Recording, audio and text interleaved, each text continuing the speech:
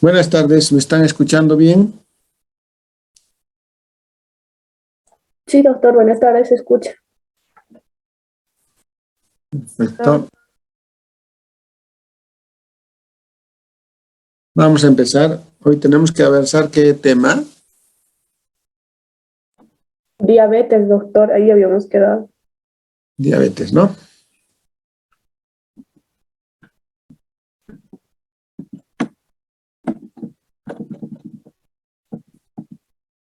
A ver, vamos a empezar viendo la importancia que tiene conocer la diabetes en la práctica odontológica. En realidad, la diabetes es una enfermedad muy compleja. Es una enfermedad que la consideran siempre como enfermedad de base. Ustedes han debido escuchar hablar mucho de por qué se dice es una enfermedad de base. Es difícil poder definirlo de base, ¿no? Como si estuviera en la base. Pero para entender semánticamente qué significa enfermedad de base, yo quiero decirles algo muy simple. Una persona que está enferma con diabetes es una enfermedad de alto riesgo para su salud en general ante cualquier situación, porque la diabetes puede complicarse muy fácilmente con otro tipo de enfermedades. La diabetes es la Perdón que me moleste, hay compañeros en sala esperando, no sé si les puede aceptar, por favor. Mito ahí, pinto nomás, nadie más. Ya, entonces la diabetes es una enfermedad que ayuda a que otros procesos u otros trastornos se desarrollen con mayor facilidad. Ese es el gran problema que tiene la diabetes. Un paciente diabético puede fácilmente complicarse con una enfermedad cardíaca, con un problema de hipertensión, con un problema de una infección, con una sepsis generalizada. Y generalmente cuando se complica esto, cuando existen estas complicaciones por la diabetes, llega a comprometer a varios órganos, ¿no? Puede comprometerse el hígado, puede comprometerse los riñones, y se conoce eso como falla multiorgánica, hasta inclusive el sistema nervioso. Y llegan por eso a fallecer. En el COVID, por ejemplo, es tan peligroso la enfermedad que una persona diabética enferme con COVID porque ustedes saben que el COVID baja las defensas inmunológicas considerablemente y las infecciones se pueden presentar con mayor facilidad a todo nivel. Si bien el COVID es un trastorno viral, pero el hecho de que las defensas bajen por el paciente diabético de IAPA, como se dice, las infecciones se van a presentar con mayor facilidad y estas pueden comprometer a muchos órganos. Y por eso que los lleva rápido a la muerte, ¿no? Los pulmones, etcétera, etcétera. Y en odontología no podemos nosotros dejar de lado de poder, de saber manejar un paciente diabético, porque quiera sea o no en odontología, nosotros nos afrontamos mucho ante procesos inflamatorios e infecciosos propios de las enfermedades estomatológicas. Y en los diabéticos, esas enfermedades infecciosas de la boca pueden agravarse, puede tornarse muy letal en algunos casos, y como que se ha visto pacientes de que han fallecido por una exodoncia, por una simple extracción dentaria que se ha complicado con una infección severa porque el paciente era diabético. Así de fácil. Entonces, por esa razón es necesario que conozcamos lo elemental de la diabetes y cómo poder manejar en odontología a un paciente diabético. Obviamente, hoy en día, gracias a Dios, muchos de estos pacientes se encuentran bajo control y se dice que tiene una diabetes controlada.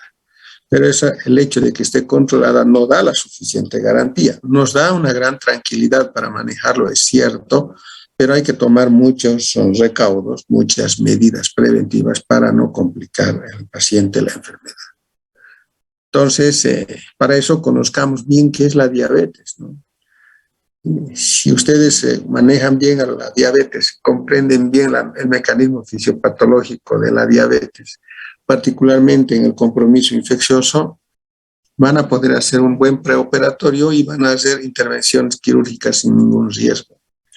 No solamente cirugías, también podemos hablar, por ejemplo, de complicaciones infecciosas de origen pulpar, ¿no es cierto? Las famosas pulpitis agudas, serosas, abscedosas. En un diabético se pueden complicar muy fácilmente. Ustedes que están haciendo ahora endodoncia están tratando ese tipo de enfermedades y por lo tanto en el diabético hay que tener algún cuidado muy importante. No hay que descuidarse, no hay que dejar pasar por alto y ello obliga a la necesidad de hacer un buen examen clínico y detenerse bastante en la anamnesis. Siempre ahí averiguar. No se conformen con que el paciente les diga soy diabético. Averigüen desde cuándo, qué cronicidad tiene o qué periodicidad de duración ya tiene, qué medicación toma, si está siendo controlada, no está controlada, si tiene algunos síntomas indicativos de diabetes para poder realizar la interconsulta médica y en función a ello encarar un buen tratamiento responsable con este tipo de pacientes. Esa es la idea general de por qué vamos a avanzar diabetes. ¿Me entienden? ¿Está claro? ¿Me han escuchado? Ahora, yo no los estoy viendo, lamentablemente, parecería que yo estuviera volando aquí en mis cuatro paredes, como un loco, perdido en el espacio. Eso es lo que a mí no me gusta, pero quiero entender y quiero creer que ustedes...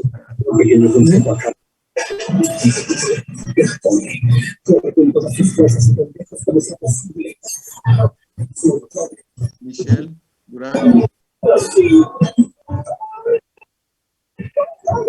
Michelle, ¿puede poner su video?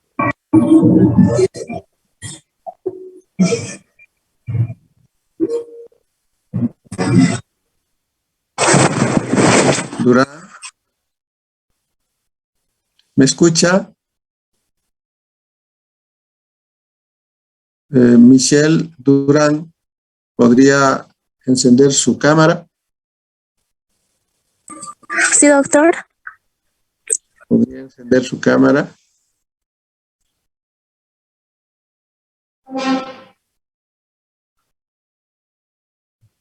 ¿Me escuchó?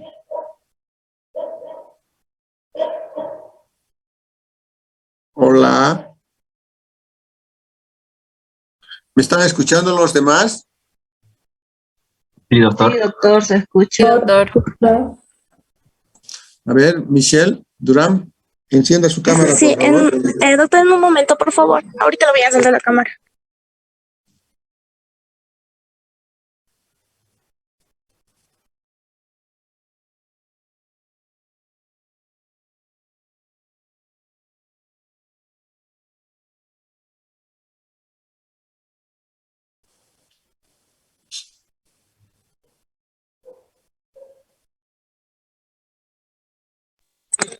Sí, doctor, ahora sí. Ya. Bueno, hemos hecho, Michelle, escúchame bien, por favor. Hemos hecho una introducción al tema. Quisiera que me resuma en pocas palabras todo lo que yo he hablado.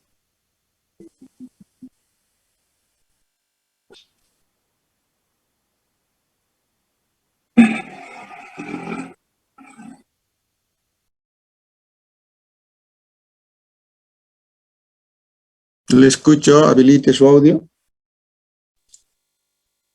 Sí, doctor, es que no lo escucho muy bien.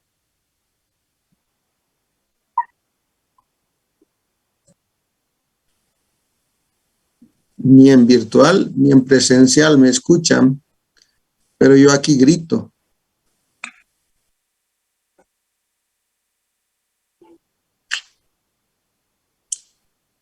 Bueno. Siga con su cámara encendida, por favor. Algunos más podrían encenderse. Encender su cámara.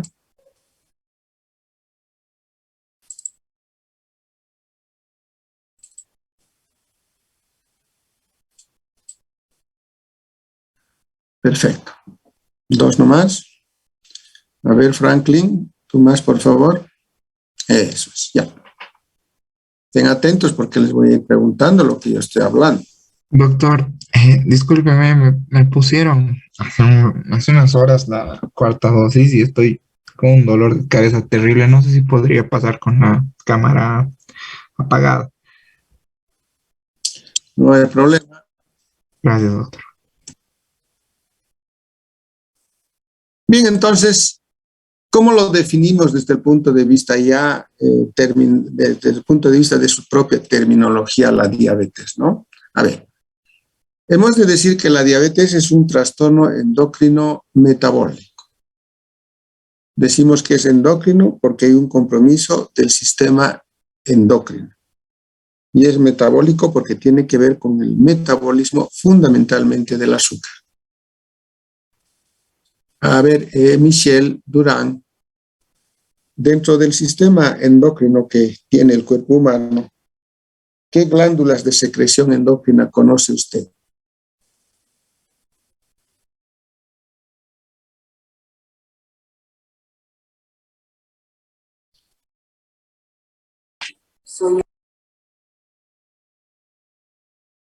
Vamos, Michelle, su audio.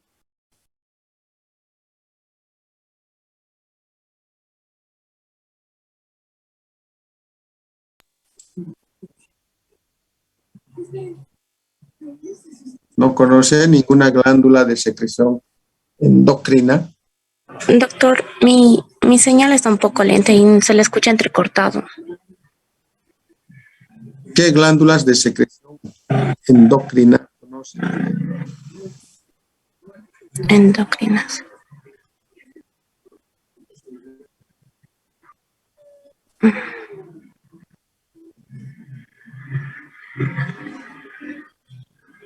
No, doctor. No conoce. A ver, Zamorano está levantando la mano. Póngase audio, mejor dicho, cámara, encienda su cámara.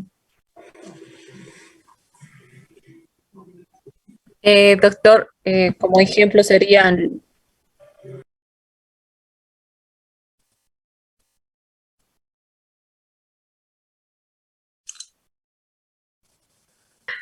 Doctor, No le escucho, no le escucho. Sí, adelante, adelante. como ejemplo sería los ovarios, hipotálamo, los islotes de... Ahí se me fue el nombre. También la tiroides, la hipófisis, los testículos, esos serían los que serían como glándulas endocrinas, doctor. Está bien, a ver, Daniela, dígame, ¿qué significa endocrino? Desglosando la palabra es como que decir hacia adentro. Son mensajeros químicos que segregan el cuerpo. A ver, ¿quién más levantó la mano? ¿Quién Yo, levantó? doctor. A ver. Las glándulas endocrinas son glándulas que producen sustancias, ya sea como las hormonas, los jugos digestivos, el sudor, las lágrimas. A ver. Las lágrimas son producidas por las glándulas lagrimales, ¿verdad? Sí, Serrano. sí, doctor. La lágrima que es producida por esa glándula, ¿a dónde va? ¿Por dónde se expulsa? No, ¿a dónde va? Sale por conductitos, ya, pero ¿a dónde va? ¿A dónde va a actuar? ¿Qué hace? Como limpieza para el ojo, ¿sería? Ya, y el ojo está expuesto al aire, ¿verdad? Sí. Entonces, esa secreción de la glándula está yendo afuera, al exterior. Sí. Eso será una glándula endocrina. ¿Qué quiere decir? Endocrina sería. Endocrina. ¿Y qué quiere decir entonces endo? Que es producida dentro del cuerpo, o sea, para el cuerpo mismo, como los jugos digestivos. A ver, vamos a ver con los jugos digestivos, Israel. Está muy bueno, estamos charlando. Dentro del torrente sanguíneo, doctor. El jugo gástrico, Israel, por favor, con Israel. El jugo gástrico es un jugo digestivo, ¿verdad? Sí. clorhídrico, forma parte del jugo gástrico. Ese ácido clorhídrico actúa dentro del intestino y definitivamente ¿dónde termina? ¿Cómo, doctor? Termina saliendo a través de las heces fecales. Sí. Por lo tanto, no es endo. Ya. Sí, ahora entiendo. ¿Cierto? Porque sale al exterior. La leche, por ejemplo, la leche materna, por ejemplo, se produce dentro de unas glándulas dentro del cuerpo, pero sale afuera, ¿verdad? Sí. Entonces, no es endocrino. Para ser endocrino, Israel, ese producto de secreción, ¿a dónde tiene que ir? Tiene que ser dentro del cuerpo, no tiene que ser expulsado, ¿no? Dentro del cuerpo, pero ¿dónde exactamente dentro del cuerpo? ¿Al torrente sanguíneo? Torrente sanguíneo. Y a través de la sangre irá a actuar en algún lugar determinado, en algún grupo de células o en algún órgano. Sí. El órgano donde actúa una secreción endocrina se lo conoce como el órgano blanco, o sea, es el lugar donde va a ir a actuar. ¿No es cierto? Por ejemplo, la tiroides produce la tiroxina o la triodotironina, ya. Esas son sustancias producidas por la glándula tiroides. Su producto es endocrino. Va a ir a actuar a las células del cuerpo humano en distintos lugares, dentro de la célula. No sale del organismo. ¿Me entiende? Entonces, ese concepto básico de, al decir la diabetes es una enfermedad, trastorno endocrino metabólico, fíjense, estamos tratando de buscar la definición endocrino metabólico. Endocrino porque tiene que ver el sistema endocrino.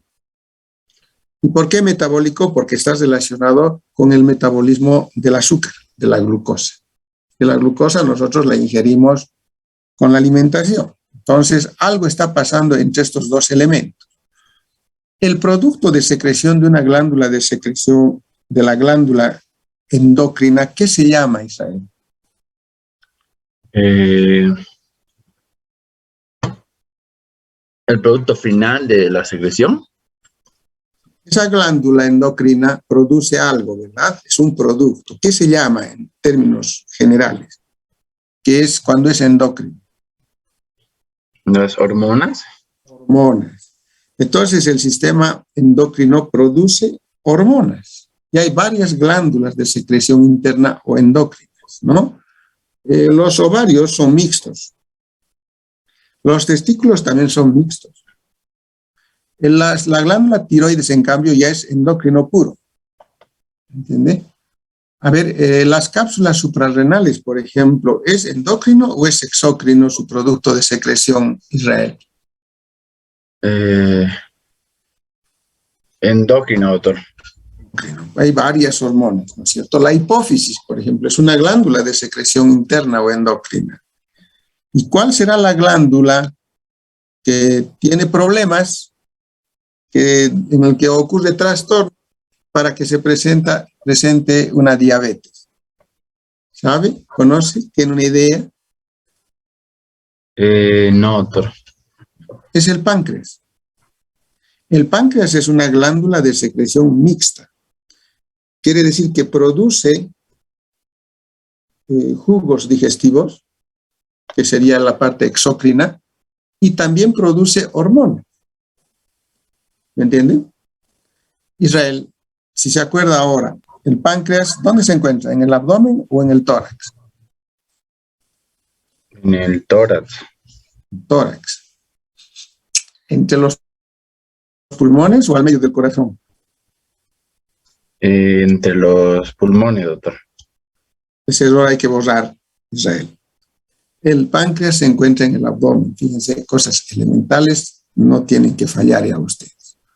Está en el abdomen, ¿ya? El páncreas produce, por lo tanto, sustancias exócrinas y endócrinas. La parte exócrina es el jugo pancreático. Se va a ir al intestino actual. Pero la parte endocrina, el producto de secreción endocrino del páncreas, ¿qué se llama? La hormona que produce el páncreas, ¿qué se llama? Es la misma pregunta.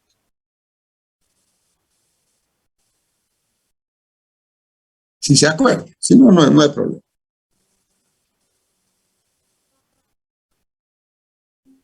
No se acuerda. Insulina, no. Dos hormonas importantes, en realidad, dos. ¿Cuál es, Franklin? Uno, la insulina, doctor. Una es la insulina, correcto. ¿Y la otra? ¿Se acuerda? No, no me acuerdo. ¿Alguien se acuerda? El glucagón.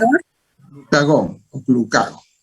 Son dos hormonas que son producidas por el páncreas y que son producto de secreción interna, endocrina o endógena, es lo mismo. ¿Ya? Y que van a cumplir una acción determinada, una función determinada. En la diabetes hay fallas a nivel del páncreas en la producción de esta hormona. ¿Ya?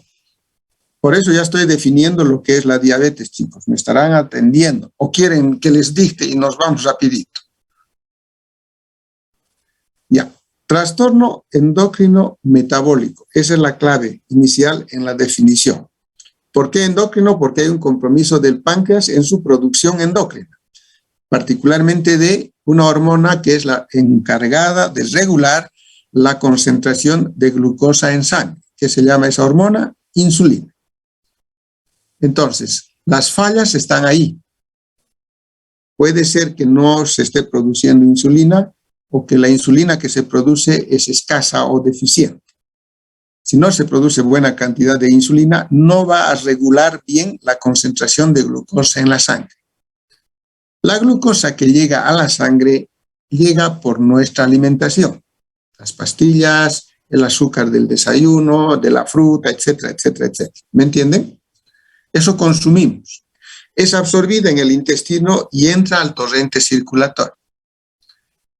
En el torrente circulatorio, la glucosa tiene que circular en una cantidad determinada, adecuada, para luego a través de los capilares llegar hasta las células del organismo, a todas las células del organismo, músculo, sistema nervioso, qué sé yo, todo lo que funciona. ¿Por qué? Porque la glucosa es un energético. Sin esa energía no podemos vivir. Entonces tiene que entrar a las células para que la célula reaccione con su sistema energético y nosotros estemos activos, despiertos, moviéndonos, haciendo actividad, todo lo que ustedes quieran, pensando. El cerebro es uno de los órganos más importantes que requiere de una buena concentración de glucosa porque necesita, hay un desgaste de energía grande a nivel cerebral. ¿Me entendieron? Para eso, para que las concentraciones de glucosa se encuentren en niveles adecuados en la sangre y puedan llegar a las células adecuadamente, es necesario que alguien controle su concentración. Y el que controla su concentración es la insulina. Entonces, ni bien llega glucosa a la sangre y esta sangre circula ya por el páncreas, inmediatamente las células beta de los islotes de Langerhans que se encuentran en el páncreas son las que empiezan a producir insulina. ¿Para qué produce la insulina? Para que la cantidad de glucosa en sangre no se eleve demasiado, no suba mucho, porque cuando ustedes o nosotros comemos mucha cantidad de glucosa, tortas, pastillas, queques, qué sé yo, ¿no es cierto? Desayuno, dulce, todo, es mucha la concentración de glucosa que hay. Y ahí actúa esta hormona, Israel, esta hormona que se llama insulina, que es producida por el páncreas. ¿Para qué? Para regular la concentración de glucosa en valores normales. Si hay fallas en la insulina, o no se ha producido insulina, o hay poca insulina, la glucosa empieza a subir a concentraciones más allá de lo normal. Y a eso se conoce con el nombre de hiperglicemia. Por eso decimos que en la diabetes el cuadro clínico fundamentalmente se caracteriza por una elevada concentración de glucosa en sangre que se conoce con el nombre de hiperglicemia, provocada o causada por una deficiente producción de insulina o ausencia en la producción de insulina. ¿Me dejo entender? Esa es la diabetes, como definición muy general y rapidita.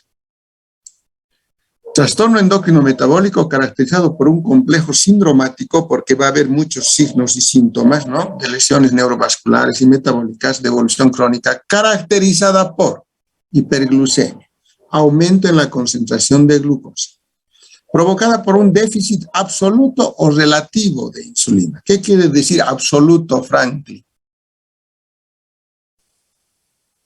Déficit absoluto, ¿qué significa? Su micrófono, Franklin.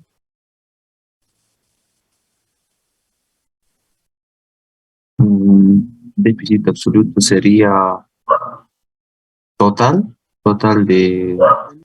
Que no hay nada. Absolutamente no hay insulina. Punto. ¿Qué querrá decir relativo, Israel?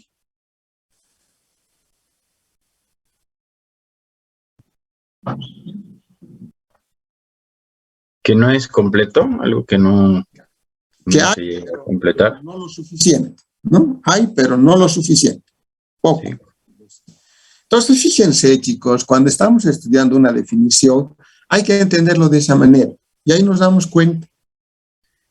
¿De acuerdo? ¿Está bien? Estamos estudiando, ¿verdad? Conmigo más están estudiando ustedes, no es que yo esté hablando. ¿No es cierto? Esa es la característica de la definición de una diabetes. ¿De acuerdo? Ahora que los problemas patogénicos ocurren a nivel del sistema nervioso, de los vasos sanguíneos y del metabolismo en general, eso ya es otra cosa, ¿no? Y va a haber trastornos a todo nivel. La diabetes es fea. Fea si no es curada, si no es tratada, si no es controlada. Hay un proverbio que dice, la diabetes es como una especie de lecho, alfombra, o en términos simples, una verdadera cama hermosa para cualquier enfermedad. ¿Me entienden? Eso quiere decir que el que tiene diabetes está propenso a enfermar cualquier otra, porque le está ofreciendo el terreno apropiado al organismo para que se enferme de algo. Las complicaciones más grandes que llega a tener la diabetes cuando ésta está avanzada, cuando no está controlada, puede ser de estos dos tipos. Se puede complicar ya en casos muy graves, ¿no? Estoy hablando para que conozcan, en una cetoacidosis diabética, es una complicación, o en un coma hiperosmótico no cetósico, hiperosmótico, hiperosmolar no cetósico. Eso quiere decir CHHNC, está abreviado. Esas son complicaciones que en algún momento van a de repente usted escuchar. Cuando uno entra a una cetoacidosis, los síntomas son ya muy aparatosos y cuando ya entran al coma, a veces llegan inclusive a morir. ¿Ya? Entonces, esas son las complicaciones más graves que llega a tener la diabetes. Nosotros como odontólogos no vamos a curar diabetes, pero tenemos que saber cómo atender a un paciente. Y les dije que hay problemas vasculares y nerviosos. Miren, ¿qué problemas ha de haber? Ha de haber lesiones a nivel de los capilares del riñón. Por eso hablamos de una pequeñito, angiovasospatía, enfermedad. Microangiopatía de los vasos renales, del riñón, del ojo o del sistema nervioso. Esos son los órganos que más sufren cuando una persona padece de diabetes. Y mientras más crónica es la diabetes, dura más tiempo, poco a poco estos órganos se van comprometiendo, ¿no es cierto?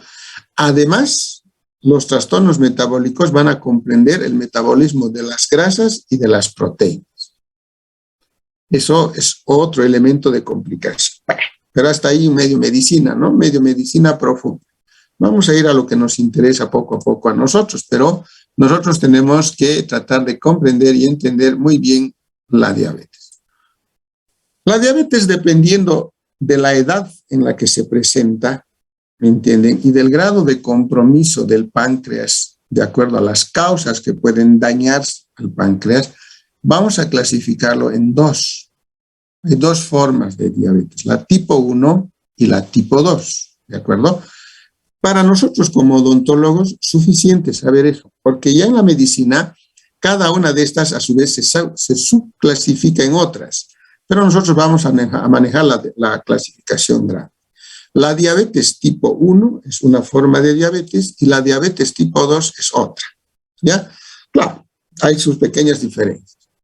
Pero la diabetes, que es producida por aumento en la concentración de glucosa, se conoce con el nombre de diabetes mellitus. Diabetes mellitus. ¿Por qué se llamará mellitus? Mellitus viene de miel.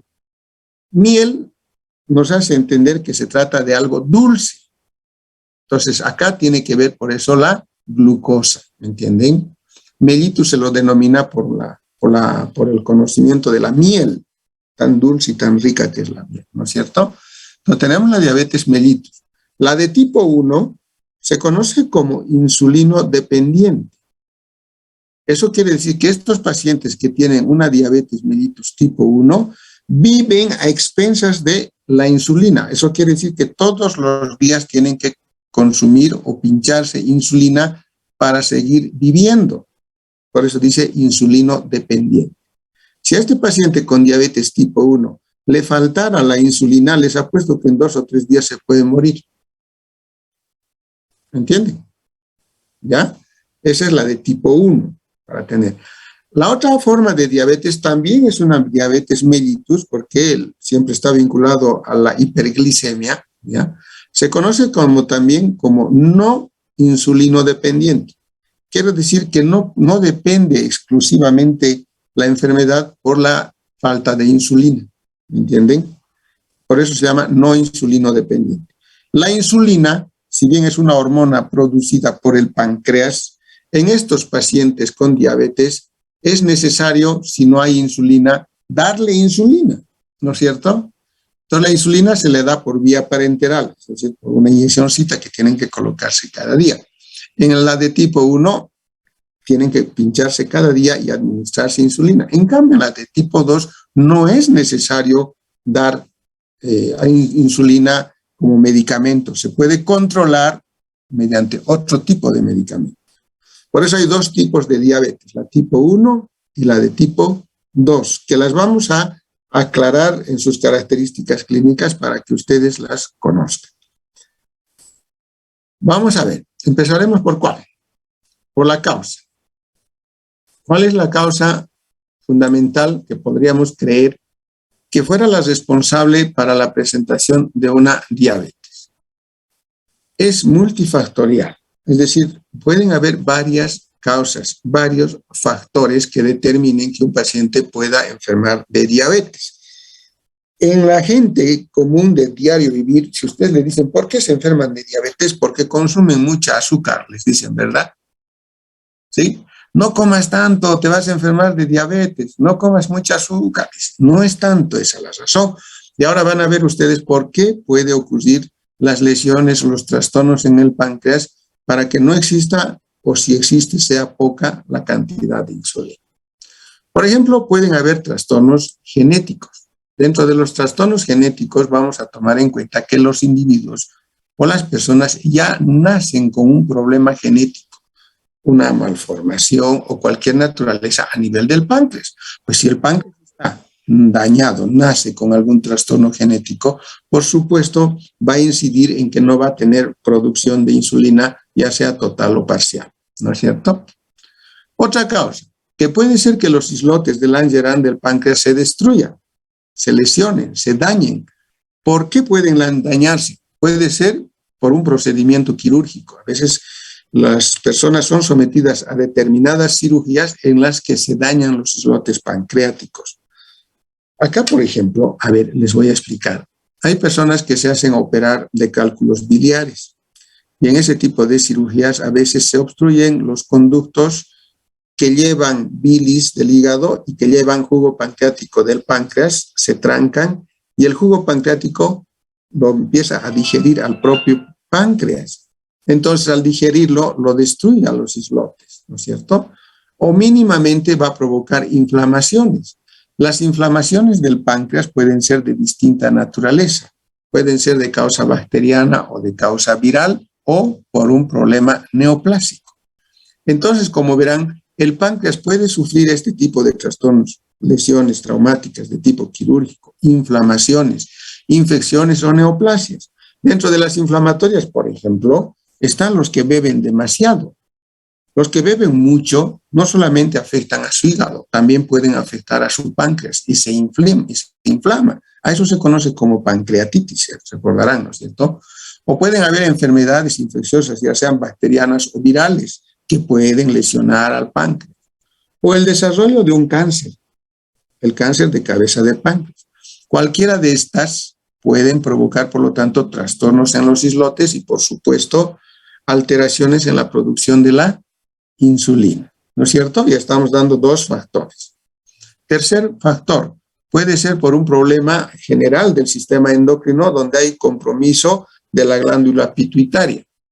Pues las enfermedades que van con hipo o hiperpituitarismo, lesiones de la glándula pituitaria, afectan a todas las glándulas endocrinas y dentro de ellas está el páncreas, ¿no? Y otra que es muy común en nuestro medio es las causas medicamentosas. Generalmente son iatrogénicas. A veces el consumo exagerado de muchos medicamentos puede provocar alteraciones en el páncreas. Eso es muy probable, por eso estamos hablando que son provocadas por profesionales en los cuales no se ha controlado muy bien la administración medicamentosa y se complica con lesiones en el páncreas, provocando pancreatitis de origen medicamentoso. Y dentro de estas iatrogénicas y medicamentosas también hay otras. Por ejemplo, aquellas personas que en la intención de quitarse la vida consumen algunas sustancias tóxicas como son germicidas, plaguicidas, venenos definitivamente, ¿no? Ya ha traicionado la pareja y ya se quieren tomar un veneno, ¿no es cierto? Y a veces por su mala suerte no mueren.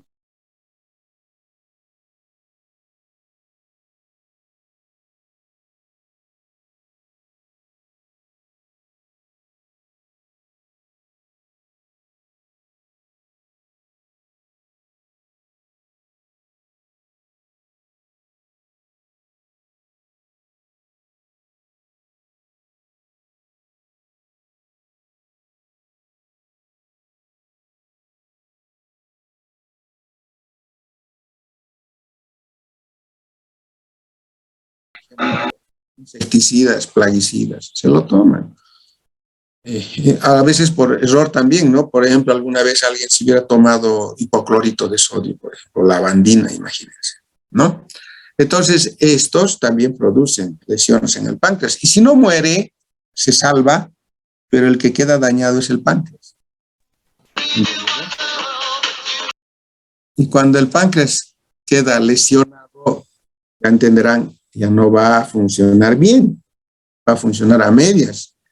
Y en este caso de la diabetes ya no va a producir insulina, ¿no?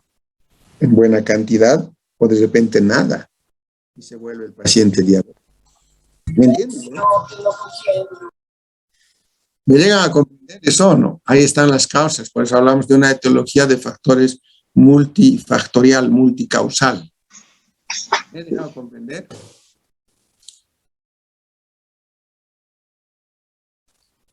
¿O no me han entendido, chicos?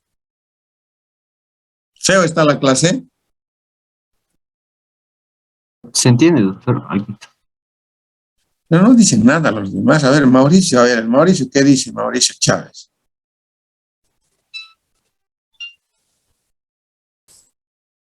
Mauricio, ¿qué dice? A ver, Jimena. Pónganse camaritas, vamos a seguir.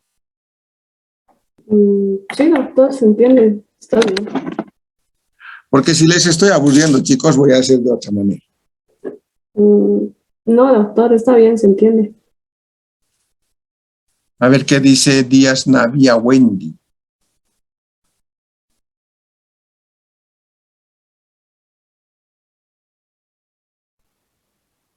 ¿No está la clase? Wendy. Wendy. No está. Llamaré lista entonces. No está. Bueno. Distinta.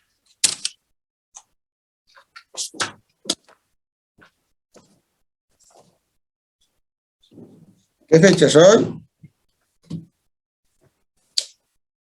30, doctor. 30. Ya se acaba el mes. Díaz Navía no está, dice. Ahí ¿dónde estará Díaz?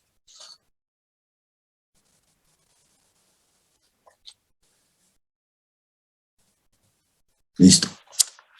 A ver, Michelle, Juanca.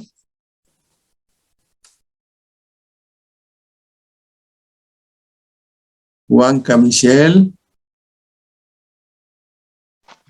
Aquí, doctor. Póngase cámara. Juanca.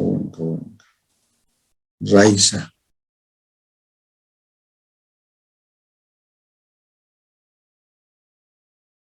Ahora sí.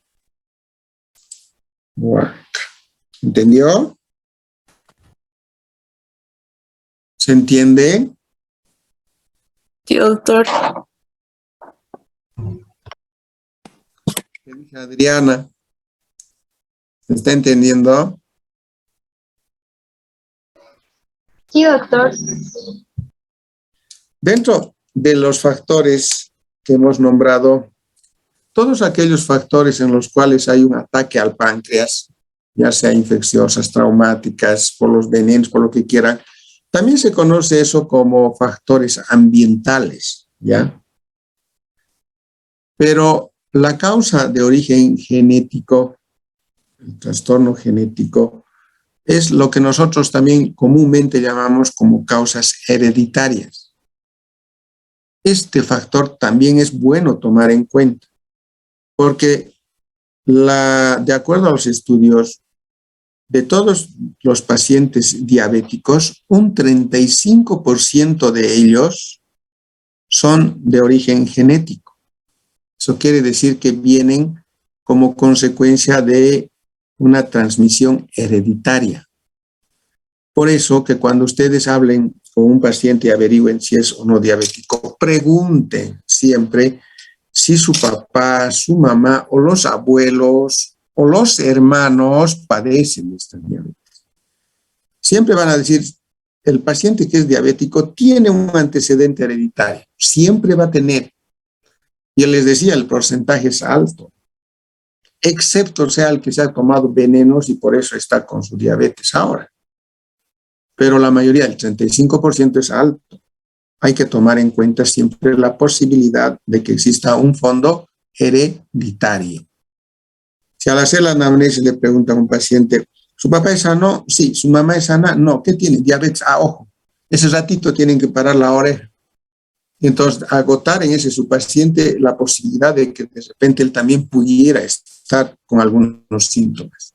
¿Me entienden? Por eso hay que conocer un poquito la diabetes. ¿De acuerdo? ¿Está bien? ¿Seguimos o ya no? ¿O ahí lo dejamos?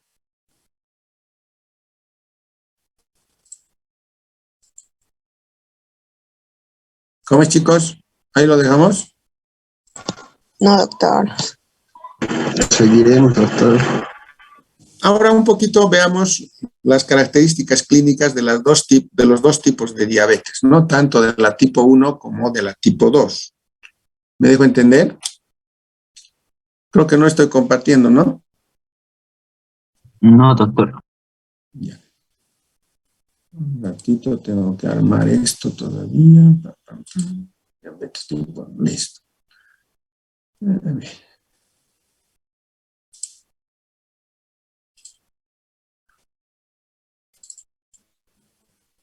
¿Ahora sí? Ahora sí, doctor. Vamos a la tipo 1, para que ustedes vayan siguiéndome la descripción, ¿ya? ¿Qué características clínicas tiene? Miren, les dije al principio, depende de la edad, la 1 o la 2.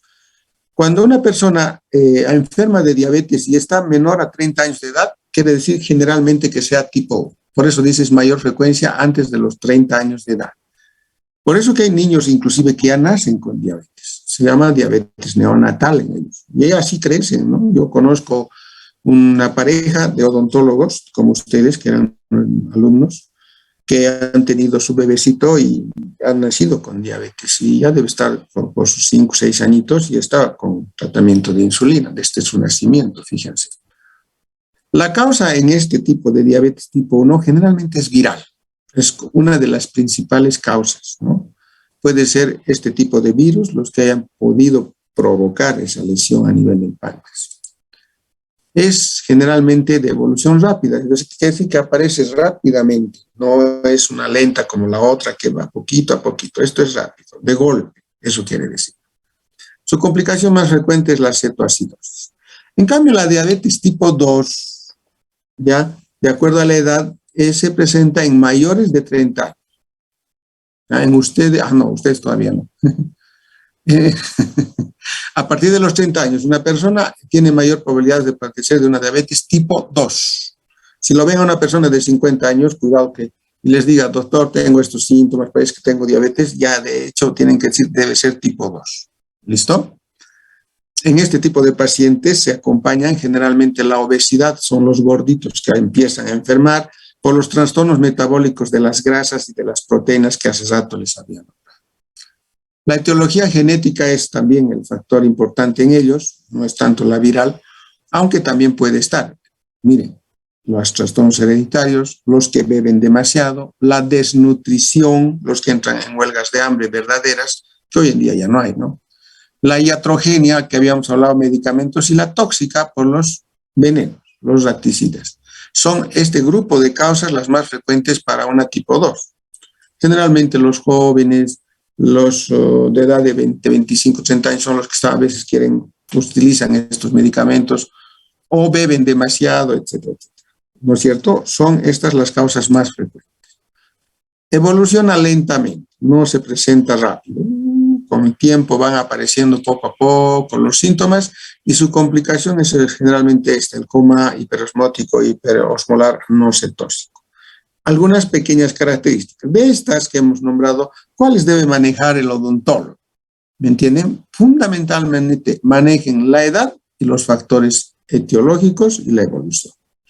Estos otros de repente no son tan necesarios para el odontólogo para tener una idea qué tipo de diabetes es el que tiene su paciente al que van a atender en odontología.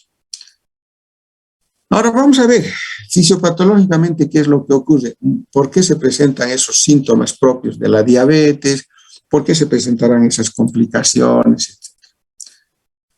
Para que exista tipo 1 tiene que haber ausencia de insulina, ausencia total. Para que sea tipo 2, una deficiente acción o poca acción de la insulina, porque existe en poca cantidad, ¿no es cierto? Cualquiera de que sea estas en la diabetes, en los dos, en la 1 y en la 2, lo que va a ocurrir es un aumento en la concentración de la glucosa en sangre. A eso se llama hiperglucemia o hiperglicemia. Como consecuencia de ello, a nivel de la circulación sanguínea y de las células, van a empezar a aumentar una serie de compuestos que se conocen como polioles, ¿ya? Que actúan químicamente reduciendo la reducción del sorbitol y provocando trastornos de la circulación. Miren, en la diabetes, chicos, los trastornos circulatorios se van a caracterizar fundamentalmente porque en el paciente diabético a nivel de los capilares llega poca cantidad de sangre con el tiempo. Eso tómenlo muy en cuenta, imagínense a nivel de la encía, a nivel de las mucosas de la boca, ¿qué puede estar sucediendo? No hay una buena circulación sanguínea. Por favor, tomen en cuenta eso. Eso va a traer una serie de problemas. Ya hemos dicho que la glucosa es energizante, por lo tanto, las células necesitan de glucosa. Como consecuencia de ello, cuando existe un excedente, una excesiva cantidad de glucosa en sangre y no está llegando a las células, no entra a las células, porque el mecanismo fisiopatológico es tan complejo, porque la insulina tiene que actuar en unos receptores para que abra las membranas celulares y la glucosa entre al interior de la célula. Ya no quiero marearles con eso. Pero cuando no llega glucosa a las células, punto, ¿no es cierto?, el excedente de glucosa empieza a ser eliminado por la orina. Empieza a filtrarse glucosa y eso se conoce como glucosuria. Mientras mayor cantidad de glucosa en orina se elimina, va a dar lugar a que el paciente orine más harto y más seguido, poliuria. Eso quiere decir poli, mucho, uria, orín. ¿Está bien? Entonces, la glucosuria es la responsable para que el paciente orine mucho. Estos pacientes con diabetes siempre están orinando frecuentemente y en gran cantidad, poliuria. Como consecuencia de estar orinando mucho, eliminan también gran cantidad de agua. Y cuando eliminan gran cantidad de agua, van a empezar a tener sed, y por lo tanto se deshidratan. Y esta deshidratación va a provocar la sed, que se conoce con el nombre de polidipsia. Entonces hay poliuria, polidipsia, dos síntomas cardinales muy importantes, ¿ya? Es importante comprender también que estos pacientes, al no recibir glucosa a nivel de las células, ¿no es cierto?, no está llegando la glucosa, empiezan a tener hambre. Eso se conoce como polifagia. Que con el transcurrir del tiempo van a llegar a la oliguria, es decir, ya no van a tener que orinar, como se dice, y eso es lo que pasa cuando un paciente ya entra en coma, ¿ya? A consecuencia de todos estos trastornos, como no está llegando glucosa a las células, las grasas y las proteínas son las que empiezan a ingresar a querer reemplazar la necesidad energética de las células. Fíjense cómo el organismo se destruye, se desorganiza y como consecuencia aumentan los cuerpos cetónicos en la sangre y producen la cetoacidosis diabética. Ya, esto es más médico. Pero para que tengan una idea de cómo la hiperglicemia ocasiona estragos en el organismo, ¿no es cierto? Y al final de cuentas, las células empiezan a morir porque no reciben la glucosa en las células, tienen hambre, mueren por inanición y por eso llegan a tener bastante hambre los pacientes, tienen ganas de comer. Entonces tenemos síntomas bien claritos, miren, poliuria, polidipsia y polifagia. A estos tres síntomas, poliuria, polidipsia y polifagia, se conoce en la terminología semiológica como las 3 P's de Jiménez Díaz. No sé si en semiología les han enseñado como grandes síntomas las 3 P's de Jiménez Díaz, que son típicas de una diabetes. A veces se asocia una 4ª P, que es la pérdida de peso. Entonces, cuando en un paciente ustedes detecten que tienen estos síntomas, poliuria, polidipsia, polifagia, ya casi con 90% ya vayan sospechando que este paciente tiene un problema diabético. Esquemáticamente, ¿qué es lo que les voy a mostrar desde el punto de vista fisiopatológico?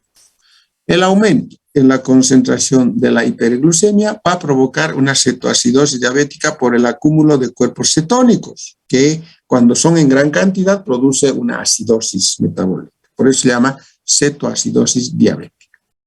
Sabemos que como consecuencia del aumento en la concentración de glucosa, los trastornos a nivel de los capilares sanguíneos son serios. Y les dije hace rato, no llega buena cantidad de sangre capilar. ¿Me entienden? No hay buena cantidad de sangre. Pues como consecuencia de ello va a ocurrir lo siguiente, y esto es lo que ya va vinculado a la atención odontológica. No va a existir un buen control de la infección. Ustedes saben que la inflamación y la infección son mecanismos de defensa o de respuesta del organismo. ¿No es cierto? Primero viene la inflamación, luego viene la infección. Estos procesos, principalmente el de la inflamación, se retarda, no actúa oportunamente en estos pacientes. La invasión microbiana se hace fácil, grande, crece, ¿me entienden? ¿Por qué? Por este problema de la alta concentración de... Y el otro problema es este, que las heridas que se tenga en el cuerpo no pueden cicatrizar rápidamente. Hay un déficit en la cicatrización de las heridas. Esto que están viendo acá en un fondo rojo es lo que tienen que relacionar a la atención odontológica. Pero las razones están acá. Vamos a ver. Miren, la hiperglucemia, ¿qué es lo que hace? Por sí sola. Reduce la acción fagocítica de los granulocitos y favorece la virulencia microbiana. ¿Alguien podría explicarnos esto? Ustedes que están en 4º curso han llevado la asignatura de fisiopatología y dentro de ella han hablado de la fisiopatología de la inflamación. La inflamación es un proceso defensivo muy común en la patología bucal, ¿sí o no? Ya sea gingivitis, ya sea pulpitis, ya sea periodontitis, todas las itis se presentan en la boca. ¿No es cierto, Franklin? Entonces, para poder entender bien esto, tienen que dominar la fisiopatología de la inflamación. Es decir, ¿cómo ocurre el proceso inflamatorio? ¿Cómo responde el organismo ante la presencia de un cuerpo extraño, de una noxa, de un antígeno, que así les han enseñado en fisiopatología? Existen fases de la inflamación. Primero, la fase vascular, luego la fase celular. ¿Se están acordando? O ya se han olvidado. ¿Con quién han llevado fisiopato? Con el doctor Rengel se han llevado, yo sé que se acuerdan. Con el doctor Padilla, yo sé que se acuerdan. ¿Entienden? Lo demás no sé. Pero les estoy diciendo, si ustedes no dominan bien esa fisiopatología, no van a entender bien esto. Pero les estoy dando una idea muy básica. Si un cuerpo extraño, perdónenme que me atrase, y si les estoy aburriendo, yo les doy autorización para que se vayan los que quieran, pero los que quieran aprender, quédense. Cuando, por ejemplo, el acúmulo de placa bacteriana en las cercanías de la encía irrita a la encía, se inflama, ¿verdad? ¿Sí? Ahí está la inflamación. ¿Cómo empieza a reaccionar el organismo? La inflamación es un mecanismo de defensa para rechazar esa agresión de lo que está ocurriendo con la placa bacteriana, porque ¿qué existe ahí? Bacterias. Son las bacterias las que están provocando daño tisular. Inmediatamente el organismo en ese lugar reacciona con una primera fase llamada fase vascular. ¿Qué es lo primero que ocurre? Una vasodilatación. ¿Se acuerdan de eso? ¿Por qué vasodilatación? Porque tiene que llegar a ese lugar mayor cantidad de sangre. ¿Me entienden? La circulación sanguínea para ello hace de que se torne de tipo axial. No sé si se acordarán. Donde los glóbulos rojos transitan por el centro del vaso sanguíneo y por la periferia empiezan a transitar los glóbulos blancos. Los glóbulos blancos se acercan paulatinamente mucho a la pared de los vasos sanguíneos. Y cuando se encuentran cerca al foco inflamatorio, al lugar donde están dañando a las células, en la pared de los vasos se abren unos pequeños poros a nivel del endotelio, donde los glóbulos blancos empiezan a ocurrir o a hacer lo siguiente: la marginación, ¿no es cierto? Y luego viene la diapédesis y luego viene la plasmaféresis. ¿Qué significa? Se marginan, se apegan a las paredes hasta encontrar un poro, se deforman y pasan por ese agujerito, salen del vaso sanguíneo al espacio intersticial. Una vez que los glóbulos blancos salen, que son los primeros en salir, empezando por los neutrófilos y terminando en los linfocitos, porque estos son los que están yendo ¿a dónde? A defender al organismo en el lugar donde está esa bacteria haciendo estragos. Detrás de ellos va a salir plasma por ese mismo orificio que se ha generado en la pared del vaso.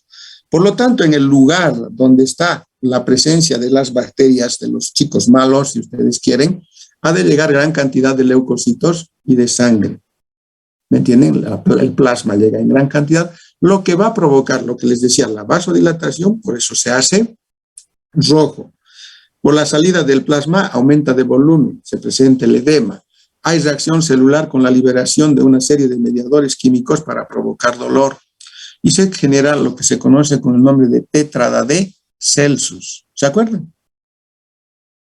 O ya se han olvidado. Entonces, la fase vascular ha cumplido su función. Calor, dolor, ¿no es cierto? Edema y impotencia funcional son la tétrada de Celsus. Luego empieza la fase celular, ya en el espacio intersticial, donde las bacterias están ahí en el campo de batalla y también están los leucocitos en gran cantidad.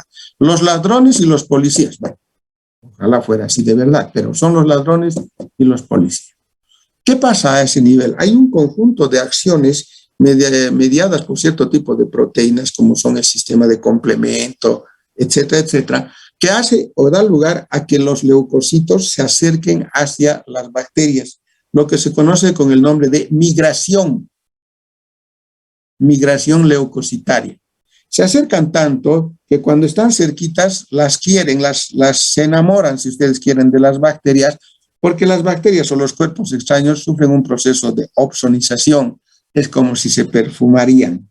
Entonces, los leucocitos se acercan mucho más, la conquistan, la abrazan, la agarran entre sus brazos y se la meten dentro de su cuerpo. A eso se llama fagocitosis.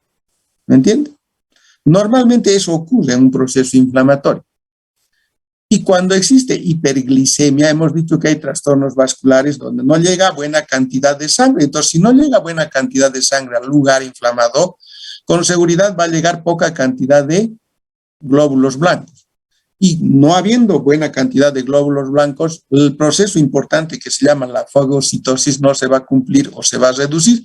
Por eso decimos acá, reduce la acción fagocítica de los granulocitos. No pueden comérselos a las bacterias, ¿me entienden? Porque cuando se los digieren, se los comen, los destruyen dentro de ellas.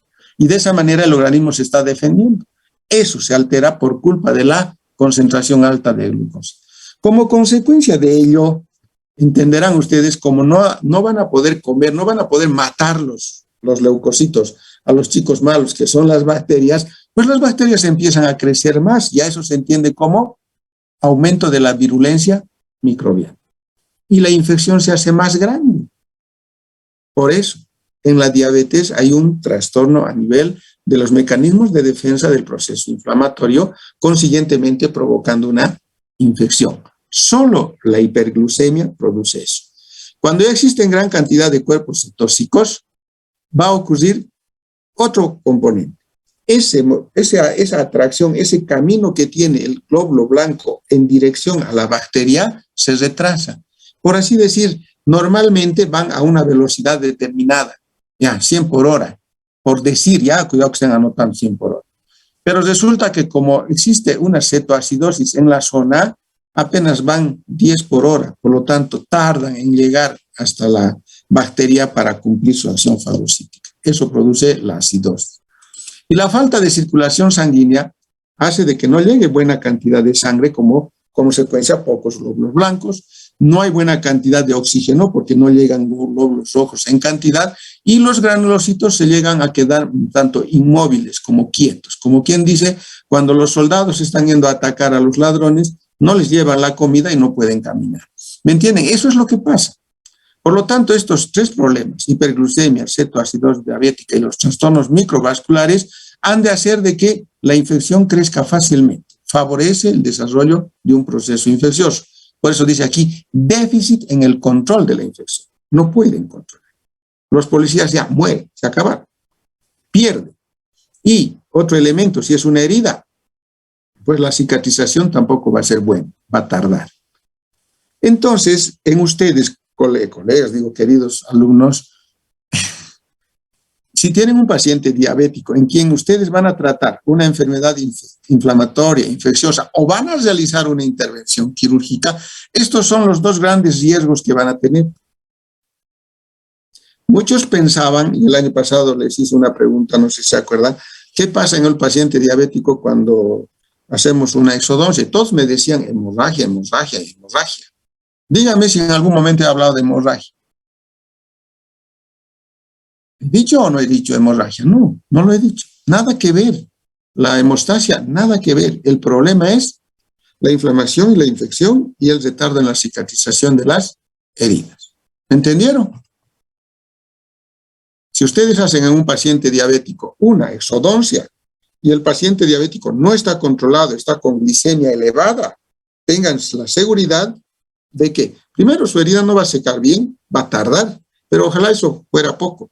Lo peor es que el alvéolo se va, o la herida se va a infectar, porque no está viendo bien ese mecanismo de defensa de los glóbulos blancos por los trastornos fisiopatológicos que genera la hiperglicemia. Y a veces esas infecciones se hacen tan grandes en los diabéticos que no solamente se va a formar pus en la zona, sino puede entrar en una septicemia. Y es decir, que la sangre ya se contamina con material purulento, bacterias, etcétera, y llegan a morir. Y eso es fatal. ¿Me dejo entender? Esa es la idea. ¿Acaso los odontólogos no realizamos este tipo de tratamientos y combatimos las infecciones y las inflamaciones o las heridas, entonces tenemos que manejar muy bien la diabetes. Les estoy enseñando, chicos, como a los colegas que alguna vez doy una clase. De pronto, es esta la idea de por qué conocer la diabetes. Ahora, los síntomas de cada una de ellas, ya los hemos nombrado, voy a pasarlas muy rapidito. Miren las 3 o 4 P's de Jiménez Díaz. Puede haber polifagia, son síntomas. Cuando las glucemias son muy altas, por ejemplo, eliminan glucosa en la orina, se orinan en la noche, la piel se infecta rápidamente, hay irritabilidad nerviosa, dolor de cabeza, malestar general, sequedad de la boca. Todos estos problemas se presentan en la diabetes tipo 1. En la de tipo 2, los síntomas son los mismos, los cardinales, las 3 P's de Jiménez Díaz, ¿no es cierto? Pueden engordar o pueden enflaquecer, es variable. Igual tienen problemas nocturnos con la diuresis. En las mujeres es muy común que padezcan de este síntoma que se llama prurito vulvar, aunque nosotros como odontólogos medio que no vamos a entrar a preguntar eso, pero si tienen ese dato les va a ayudar mucho. ¿Por qué existe prurito vulvar? Por problema de cambio de pH a nivel de la mucosa vaginal y de la vulva y el crecimiento o proliferación de hongos. Eso por eso les decía, la diabetes ayuda a que otras infecciones se desarrollen fácilmente, ¿no? La visión se hace borrosa, hay reducción de agudeza visual. Como existe, mejor dicho, un compromiso de los nervios sensitivos, porque también los nervios son afectados, hemos dicho neurovasculares, ¿no es cierto? En las zonas periféricas, por ejemplo, particularmente de los pies, punta de los dedos, etcétera, aparecen como que el paciente ya no tiene sensibilidad, ¿ya? Y sienten una sensación de hormigueo, y eso se conoce como parestesias cutáneas, ¿no? ¿Y? Pérdida de sensibilidad. La impotencia sexual, bueno, eso no vamos a estar averiguando, pero es típico de un paciente diabético. Y hay problemas cardiovasculares, y dentro de ellos una complicación es la hipotensión ortostática. Bueno, las complicaciones sistémicas ya las hemos nombrado, la cetoacidosis, el coma. Dentro de las crónicas o tardías, problemas a nivel de la retina, con pérdida de la visión, ¿no es cierto? Problemas a nivel renal, lo hemos nombrado, y al final todos los vasos sanguíneos a nivel de los capilares quedan afectados y los nervios, la neuropatía diabética. Otras complicaciones son las infecciones, las que nosotros tenemos que comprender, el desarrollo fácil de las enfermedades por hongos, ¿no? Más que todo a nivel de las extremidades inferiores, el pie de atleta, las onicomicosis son muy frecuentes en este tipo de pacientes, ¿no? Otra, que cualquier otra infección se desarrolle con facilidad, a eso llamamos sobreinfección bacteriana. Y pueden morir por septicemia. ¿Correcto? En la boca, ¿qué problemas llega a tener un paciente que es diabético? A nivel de la boca van a ver que la mucosa de la boca es seca. Hay una serostomía, pero increíble, ¿ya? Las infecciones son muy comunes.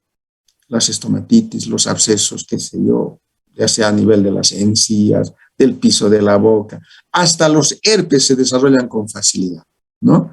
Las heridas no cicatrizan bien o cicatrizan muy retrasadamente, ¿no? Las caries aumentan, por supuesto que van a aumentar la caries, ¿no es cierto? Si está seca la boca. Los hongos también empiezan a proliferar, candidiasis, ¿no? Las enfermedades periodontales son las, ¿qué les digo? Las más oportunistas en la diabetes. Paciente diabético con un poquito de placa bacteriana produce enfermedad periodontal grave. Y sus dientes moviendo, gran cantidad de placa, las encías sangrando, edematizadas, rojas, etcétera, etcétera. ¿No es cierto? La lengua se hace muy lisa, se hace urente, quiere decir que les está ardiendo como si hubieran comido picante. Todo el tiempo están sintiendo, eso quiere decir urente, que les está picando, es un dolor quemante, ¿entienden? El diagnóstico es fácil. Ahora, ¿los odontólogos podemos diagnosticar diabetes? Sí, clínicamente podemos por los síntomas, ¿no es cierto? Signos y síntomas. Pero para poder descartar o asegurar la posibilidad de que ese paciente es diabético, los odontólogos podemos realizar un estudio laboratorial. ¿Y qué es lo que tenemos que solicitar? Hay dos estudios laboratoriales hoy en día. Uno de ellos es solicitar la glicemia. ¿Sí? ¿Se entiende? La glicemia es la concentración de glucosa en sangre, que normalmente, ¿cuánto debe ser la concentración de glucosa en sangre?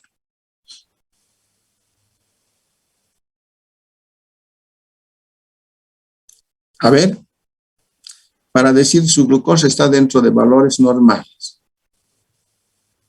Entre 80 hasta 110, 120 miligramos por decilitro. Eso es lo normal. Pero si ustedes encuentran valores más allá de lo normal, no quiere decir que sea diabético, pero ya hay una sospecha. Por eso, la glicemia basal, ya saben qué quiere decir basal, ¿no es cierto? Saben, ¿no? En ayunas. Eso quiere decir basal. Debe estar por esos valores. Pero también es bueno tomar la concentración o medir la concentración de glucosa en condiciones postprandiales. Eso quiere decir después del alimento, después de algunas comidas o del desayuno.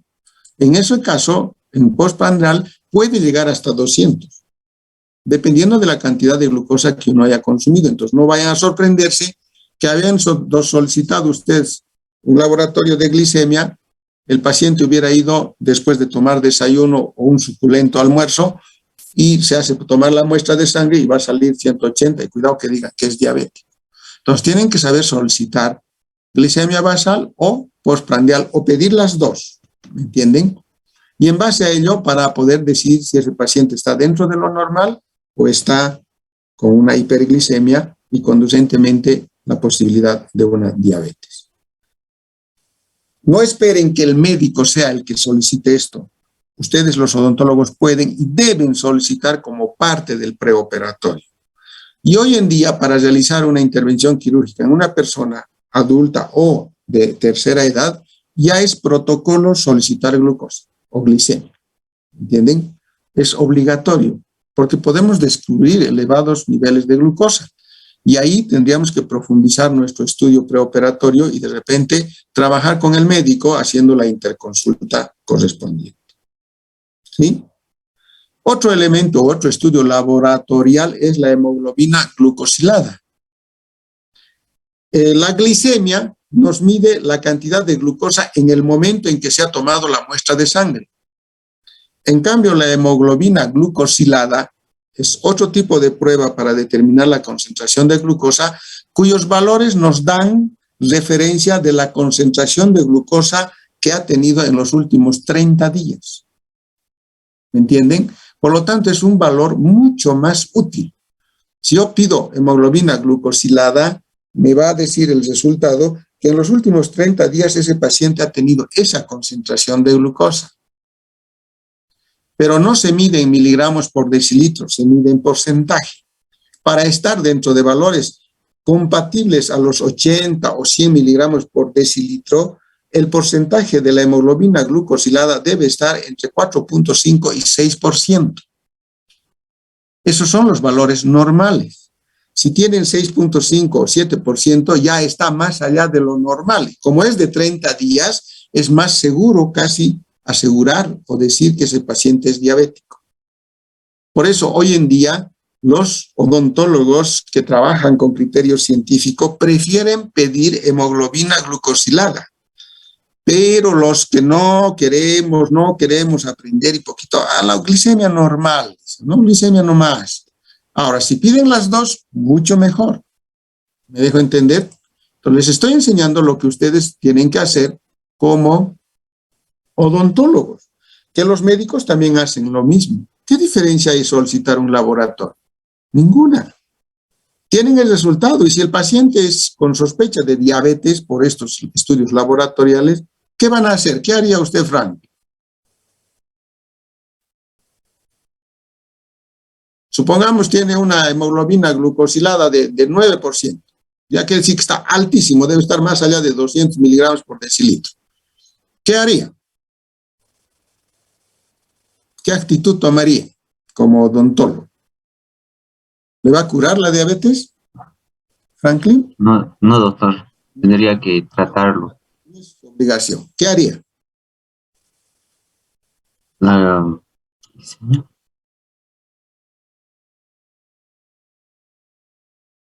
¿Qué haría? Así, rapidito, piense. A ver, yo soy su paciente, tengo le he traído el resultado, se ha asustado usted. ¿Qué va a hacer conmigo ahora, doctor? Yo necesito que me ponga un implante urgente porque estoy sin dientes, estoy casa. ¿Qué haría? Doctor me dijo que tenía ya la glicemia alta, ¿no ve? Alta, sí. Altísima.